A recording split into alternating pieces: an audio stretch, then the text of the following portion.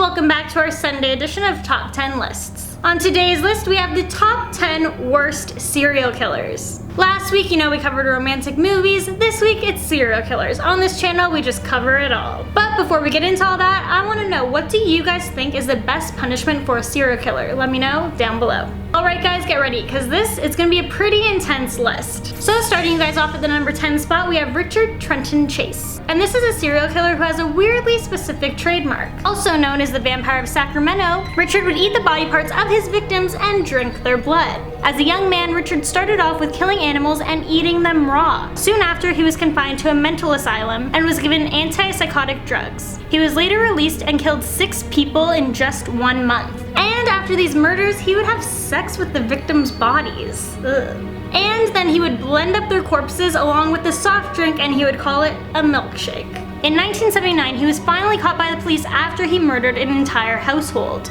He was sentenced to death by a gas chamber, but he killed himself before the execution date. Next, at our number 9 spot, we have Ronald Dominique. In 1997, Ronald embarked on a decade-long killing spree that is believed to have claimed up to 23 lives. He was arrested in 2006 because a potential victim reported him to the police after Ronald attempted to attack him, but he got away. Ronald was charged with 8 murders, and in turn was sentenced to 8 life sentences. And during his time in prison, he confessed to killing 23 gay men. He would go around to gay bars in Louisiana and offered men money in exchange for sex. If someone refused, he would overpower and rape them. He claims that he began to kill victims so they would not report him to the police. But police, they think his final kill count may be higher than 23 victims, as they are still looking at him as a suspect for other cases. Coming in at our number 8 spot, we have John Wayne Gacy. And John, he has a pretty different story than some of the other killers on this list, because not only is he a serial killer, but he's also a part-time clown. So if you're not already scared of clowns, the story might change that. John, also known as the Killer Clown, has become one of the most notorious serial killers in history. After he was caught sexually assaulting 2 teen boys, he was sentenced to 10 years in prison. But due to his good behavior, he was released on parole. Several years would go by and he would occupy his time dressed as Pogo the Clown. He would dress up as Pogo for children's parties or for parades. However, behind this mask, he was still the same twisted man as he was before, but only worse. He went on to kill 33 young men and buried their bodies in his yard, house, and the river near his house. And at our number 7 spot, we have Jeffrey Dahmer. So according to many sources, this man is one of the most scariest serial killers in all of the United States. In a span of over 13 years, this man killed 17 boys and men. He did not just kill them.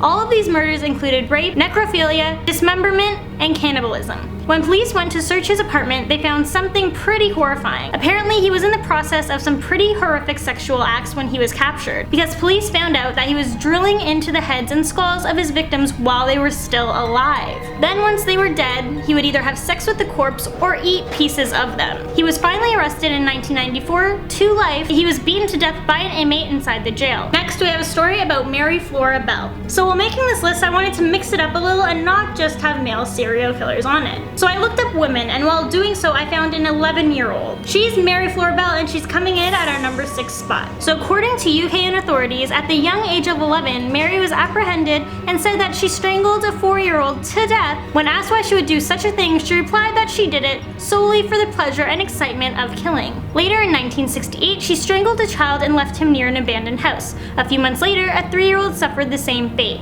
And after, she returned to the body and carved an M into his stomach. 2 other girls were charged with the deaths of these kids, but eventually authorities locked up Mary Bell, who already had a history of attacking other children.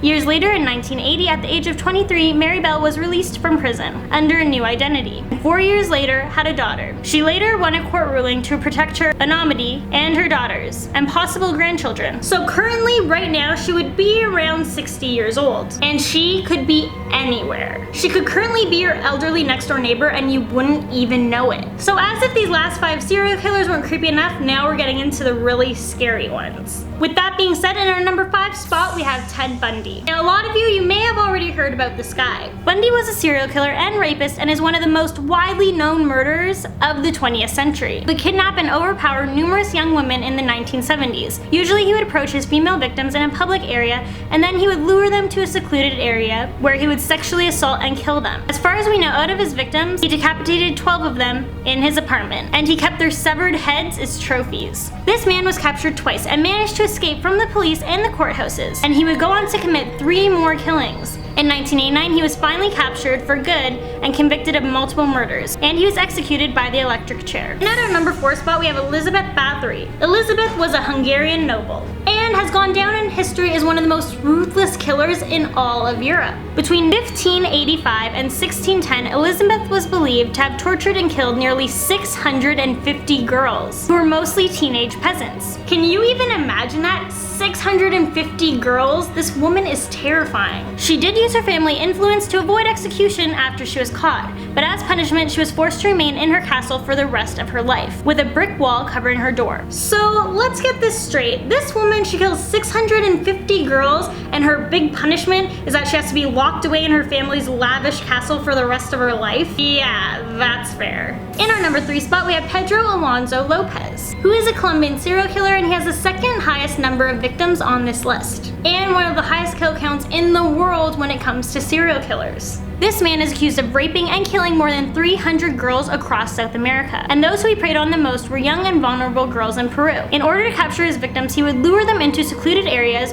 or inside unoccupied buildings, and then he would proceed to rape each victim before killing them in a brutal way, which would usually end up being strangulation. Pedro was finally captured and arrested when an attempted abduction failed. He then confessed to over 300 murders. The police didn't believe him until a flash flood uncovered a mass grave that contained some of his victims. Over time, 53 of the 300 bodies were found. He was sent to prison in 1980, where he served 18 years in an Ecuadorian prison, before he was released and deported to Colombia, where he was rearrested in 2002 and was sentenced to life. In at our number 2 spot, we have Dr. Harold Shipman. This man also has an insanely high death count under his belt with 250 victims. Doctors are supposed to be someone you're able to trust. You literally put your life in their hands. Shipman is an English doctor and is known as one of the world's most prolific serial killers in recorded history, and it has in fact been proven that he killed 250 people. This man was a respected doctor in his community. However, after some colleagues began to raise concerns over the large death rate in the area, and coincidentally enough, in Shipman's possession there were a lot of cremation forms for elderly women that he had countersigned. Many of these bodies were later examined, and it was revealed that there were fatal doses of diamorphine in their bodies. Later it was discovered that Shipman had purposely injected this drug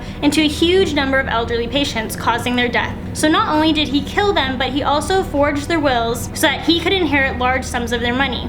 He was sentenced to 15 consecutive life sentences. Later in January 2004, he hung himself in his prison cell. Alright guys, so let's recap. We've talked about serial killers that are male, female. We talked about decapitation, astonishingly high death tolls, and children that kill. But none of these compare to the man that comes in our number 1 spot. His name is Henry Lee Lucas. This man was known to be America's most prolific serial killer. And this man, he has one of the highest number of victim rates on this list. He's killed at least 350 people over a 20-year span. But the strange part is, he actually confessed to murdering over 600 people. He was finally caught and sent to jail for 10 years for murdering his mother. But due to overcrowding in the jail, he was eventually released. In my opinion, if a jail's crowded, you don't just let out all the murderers, especially the ones who are capable of killing their own mother. After he was released, he became a drifter and made friends with a man named Otis Toole, who later became his accomplice for more than 100 murders. Lucas was captured yet again and died in 2001 due to natural causes while in prison. Well, there you guys have it, our list of top 10 worst serial killers. Let me know down in the comments if there's any serial killers that I miss, and thank you guys so much for watching. Also, let me know down in the comments if there's any top 10 lists you would want me to do. And I will see you guys next Sunday. Bye!